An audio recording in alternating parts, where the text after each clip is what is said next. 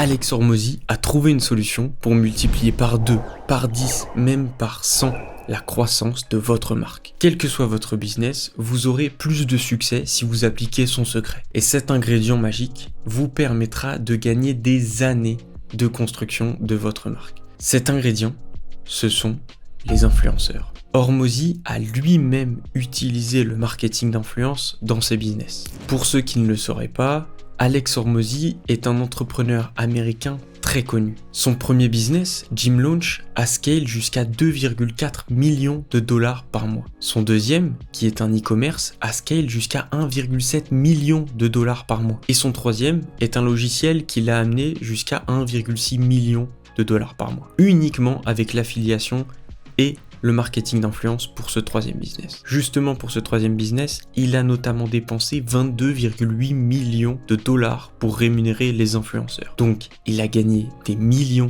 grâce aux influenceurs, il a dépensé des millions en influenceurs, ce qui fait qu'il a acquis énormément d'expérience en marketing d'influence. Et aujourd'hui, je vais vous expliquer sa stratégie qu'il a dévoilée récemment. Mais sa stratégie a de vrais défauts. Donc restez bien jusqu'à la fin parce que je vais vous montrer ce qu'il faudrait corriger avant de vous lancer en marketing d'influence et d'appliquer la stratégie d'Alex Hormozy à votre business. Déjà, pourquoi on ferait du marketing d'influence? Les raisons, elles sont nombreuses. Les médias traditionnels fonctionnent de moins en moins pour toucher la jeune génération. Travailler avec des influenceurs vous permet aussi de beaucoup mieux cibler qui vous allez toucher. Mais surtout, nombreux sont les business et les marques qui ont explosé grâce au marketing d'influence. Black & White Burger, NordVPN, Rhino Shield, Pepe Chicken, Maison Matcha. Et pour certaines de ces marques, le marketing d'influence a permis d'exister là où ça aurait été très compliqué, voire impossible, car dans des marchés ultra concurrentiels. La stratégie d'Alex Hormozy repose sur 4 étapes. Première étape, savoir choisir l'influenceur. Deuxième étape, savoir contacter l'influenceur. Troisième étape, savoir faire en sorte qu'il vous réponde.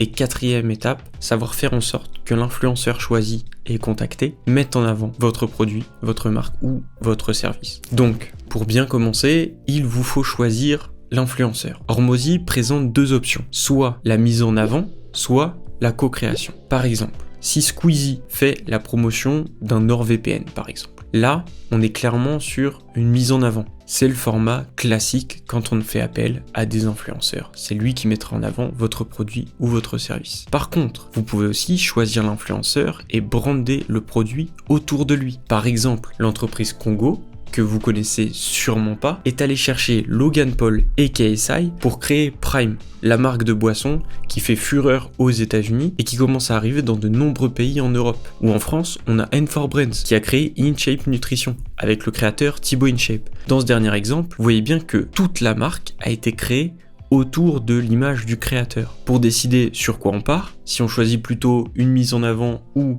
une co-création, il faut voir qui est le plus gros en termes d'audience. Vous ou le créateur. Pour notre exemple, on va prendre 10 influenceurs à 100 000 abonnés ou un seul à 1 million. Si on prend la première option de mise en avant classique, on va choisir des influenceurs qui ont une plus petite audience que notre marque. On va donc choisir les 10 influenceurs qui ont tous 100 000 abonnés. Ça prend plus de temps, parce que bien sûr, il y a beaucoup plus de collaborations différentes à gérer, mais on reste propriétaire à 100% de la marque. C'est ce choix qu'a fait Hormozy pour ses deuxième et troisième business, donc pour l'e-commerce et le logiciel. Et pourtant, Hormozy précise qu'il ferait un choix bien différent aujourd'hui. Il aurait plus tendance à choisir la deuxième option, parce que la croissance est beaucoup plus rapide. Avoir un influenceur avec une très grosse communauté, donc 1 million dans notre cas, à ses côtés, permet d'avoir l'assurance d'avoir une grosse force de frappe. Pour moi, sur ce dernier point, c'est clairement une erreur, mais on y reviendra à la fin de la vidéo. Donc, concrètement, maintenant qu'on sait quelle taille d'influenceur on va prendre, comment on le choisit? Déjà, on va déterminer notre client idéal. Ensuite, on va regarder les influenceurs que notre client idéal suit. Et dans ces influenceurs, on va aller chercher le méga influenceur, l'influenceur qui sort du lot, qui est le plus suivi, le plus reconnu dans cette niche. Donc, maintenant qu'on a choisi, comment on contacte ce créateur de contenu, cet influenceur? On va commencer déjà avec les influenceurs qu'on connaît. On va les solliciter pour savoir s'ils n'auraient pas le contact du fameux influenceur, du fameux méga influenceur qu'on recherche. Puis, on demande de manière élargie à notre réseau si jamais l'une de ces personnes ne connaîtrait pas ou n'aurait pas le contact de cet influenceur. Hormozy recommande même de payer si nécessaire pour être mis en contact. Et de manière générale, essayer de contacter le créateur par tous les moyens possibles. Par mail, par message privé, par leur agent, par le mail sur le site de leur marque si jamais ils ont une marque ou une activité divers. Il faut en fait que vous soyez présent à chaque endroit que l'influenceur pourrait checker régulièrement. Relancez directement l'influenceur, mais aussi les contacts en commun que vous avez, sans pour autant spam, pour ne pas vous fermer définitivement la porte, mais il y a une question claire de timing au niveau de la prise de contact avec un influenceur. Donc maintenant qu'on sait plus ou moins comment le contacter, comment est-ce qu'on fait pour que l'influenceur nous réponde? Déjà, ayez un profil clean. Achetez la certification sur la plateforme si vous pouvez, ça permet d'avoir un bien meilleur taux de réponse. Ayez un compte qui donne confiance et vous fasse passer pour un professionnel, pas pour un abonné avec une idée ou une demande bizarre. Pour ce qui est du message, le plus personnalisé c'est, le mieux ce sera. Ça prend du temps, mais il suffit d'une seule réponse pour que tout change et que votre business prenne une toute autre dimension. Quand on a le pied dans la porte, il ne faut pas hésiter à montrer qu'on est sérieux. Déplacez-vous en personne. Ça montrera que dans votre démarche, vous voulez vraiment travailler avec ce créateur de contenu. Notamment parce que vous mettez de l'argent dans le trajet sans garantie de retour sur investissement, juste pour avoir l'opportunité de discuter avec ce créateur-là. Hormozy va même jusqu'à proposer carrément de payer la personne en avance pour son temps. La dernière règle, c'est celle du volume. Envoyez 100 messages par jour à travers les différentes plateformes et vous finirez bien par avoir une réponse. Bon, sur ce dernier point, entre nous, 100, c'est peut-être un peu beaucoup. Et si jamais vous ne visez qu'un seul méga influenceur, 100 messages par jour sur quelques réseaux, ça fait peut-être vraiment beaucoup. Hormozy a une autre technique pour avoir une réponse. Il partage le contenu du créateur en story. Pourquoi? Parce que les influenceurs, en regardant leurs messages, vont voir la mention « un tel vous a mentionné dans sa story » et va donc voir que vous soutenez son travail, ce qui va augmenter les chances d'avoir une réponse. C'est une très bonne technique et vous pouvez encore l'améliorer, mais on verra ça juste après. Quatrième point, faire en sorte que l'influenceur mette en avant votre produit. Préparez-vous à fond. Faites des mock-ups, des maquettes de ce à quoi ça ressemblera. Montrez-leur ou montrez-lui la marque que vous allez faire pour lui. L'objectif, c'est qu'il puisse se projeter un maximum, se rendre compte de ce à quoi la marque ressemblera. Montrez-lui de la data, des estimations, des projections en termes de vente, de chiffre d'affaires, de production. Continuez de prouver votre sérieux et de montrer que vous avez bossé le truc. Montrez que vous voulez vraiment travailler avec lui. Expliquez ce que eux vont faire ou ce que l'influenceur lui va faire, ce que vous allez faire, à quel point vous allez faire le boulot pour eux, tout en profitant de leur nom, de leur audience, de leur crédibilité pour créer un partenariat win-win. Autre petit tips d'Hormozy, aidez l'influenceur ou les influenceurs avec lesquels vous travaillez à grandir. En grandissant, l'influenceur sera associé par les gens à votre marque, donc plus il aura de notoriété, plus votre marque aussi. Hormozy termine sa démonstration en disant que chaque position a des défauts et des qualités. Que vous utilisiez juste la mise en avant ou que ce soit une co-création. Et c'est pas peu dire, il y a des choses à rectifier dans sa stratégie. Alors attention, je ne détiens pas la vérité, mais j'ai une certaine expérience en marketing d'influence. J'ai fondé Rookie Agency, donc une agence spécialisée dans le marketing d'influence qui accompagne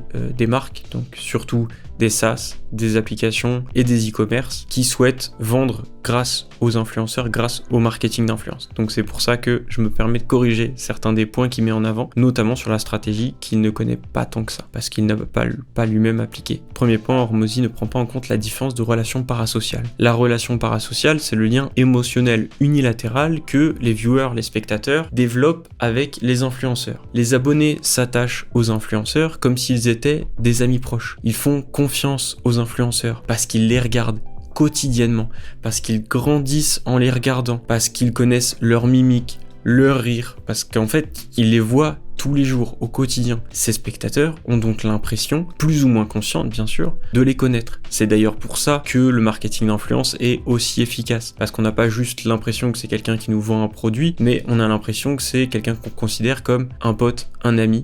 Et c'est pour ça que c'est aussi efficace, parce qu'il y a un attachement, il y a cette relation parasociale unilatérale qui est aussi forte. Mais du coup, le truc, c'est que quand on a deux créateurs de contenu avec la même taille de communauté dans la même niche, ils peuvent ne pas avoir la même relation parasociale avec leur communauté. L'intensité peut être complètement différente. Ce qui fait que l'engagement de la communauté derrière sera très différent vis-à-vis de la marque que vous allez créer avec l'influenceur. Donc, prenez le temps de comparer les créateurs avant de vous associer avec l'un d'eux. Il vaut mieux éviter pour vous de choisir un créateur de contenu qui, au final, n'a qu'une petite visibilité ou alors une visibilité éphémère, même qui a de la visibilité, mais qui n'est absolument pas écouté par sa communauté et la communauté ne lui donne aucun crédit. Deuxième axe d'amélioration vis-à-vis de la stratégie d'Alex Hormozy, c'est de miser sur l'authenticité. L'authenticité, elle est nécessaire en marketing d'influence et elle est clairement récompensée. Il faut absolument que la démarche de création de la marque ne paraisse pas comme intéressée de la part de la communauté. Si on prend par exemple le youtubeur Fast Good Cuisine, il adore les fast-food, ça se voit même dans le nom de la chaîne, et lance ses burgers au poulet. Ça paraît logique pour tout le monde et du coup direct. C'est un carton en fait. Ou si je reprends l'exemple de Thibaut dont je parlais tout à l'heure, qui, après 10 ans de consommation de compléments alimentaires, lance sa propre marque. Personne n'est choqué. Il faut trouver un influenceur qui aime le produit que vous souhaitez lancer et que ce soit naturellement cohérent avec son branding, son contenu. Je connais un seul exemple un peu différent, mais qui a quand même fonctionné, c'est le youtubeur Ibra TV. Donc youtubeur à l'époque connu pour les pranks, qui lance Black and White Burger, une chaîne de burgers. C'est d'ailleurs le premier en France à lancer sa propre chaîne de burgers en tant qu'influenceur. Mais là où ça paraît pas forcément cohérent, il arrive à le justifier. Il le justifie en disant qu'il lance ça avec son pote Jam. Ce pote Jam qui l'accompagnait toujours dans ses vidéos et qui, lui, a toujours rêvé de lancer son resto. Donc, avec un bon storytelling, vous pouvez remédier à ce petit pépin niveau cohérence ou authenticité. Mais ça reste quand même primordial pour que votre marque fonctionne au moment où vous la lancez en co-création avec un influenceur. Par contre, si vous êtes juste sur de la mise en avant, pas de la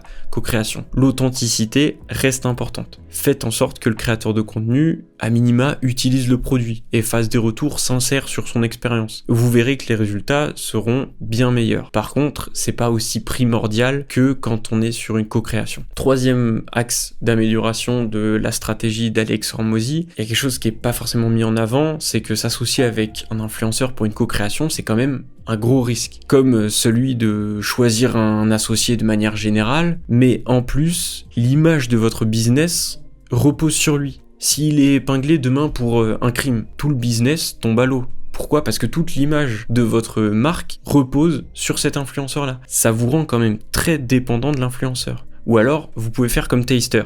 Taster a lancé des marques avec plusieurs influenceurs. Je parlais de Fast Good Cuisine tout à l'heure, c'est un créateur qui en fait partie. Chaque influenceur a sa chaîne de restaurant, ses produits, son branding, ce qui rend Taster beaucoup moins dépendant des différents influenceurs. Si jamais l'un d'eux a un problème, il n'y a pas de problème parce qu'on a toujours 3 chaînes de restaurants à côté. Quatrième axe d'amélioration vis-à-vis de la stratégie d'Alex Hormozy, pour ce qui est de l'identification d'un créateur en story, plutôt que de partager le contenu du créateur en question, je vous invite à vous prendre votre téléphone, faites une story où en 10-15 secondes, vous expliquez. Là, dites-vous qu'il va cliquer, il va vous écouter pendant 10-15 secondes, vous allez réussir à mettre le pied dans la porte, alors expliquez un maximum de ce que vous voulez mettre en place pour lui. Pourquoi est-ce qu'il cliquera ? Parce que il y a cette notification de un tel vous a mentionné. Bien sûr, vous pouvez faire une story privée, comme ça évitera que ce soit public. Ça vous permettra d'être sûr que le créateur de contenu regarde votre story et votre message. 5e point d'amélioration, c'est de travailler avec Rookie Agency. Si jamais vous êtes un SaaS, une appli ou un e-commerce, c'est nécessaire pour toute marque de travailler avec Rookie Agency. Je rigole, mais si jamais vous êtes intéressé, je vous invite à cliquer sur le lien en description et peut-être qu'on pourra faire x2, x10 ou même x100 pour votre marque. Et sinon, je vous dis à toutes.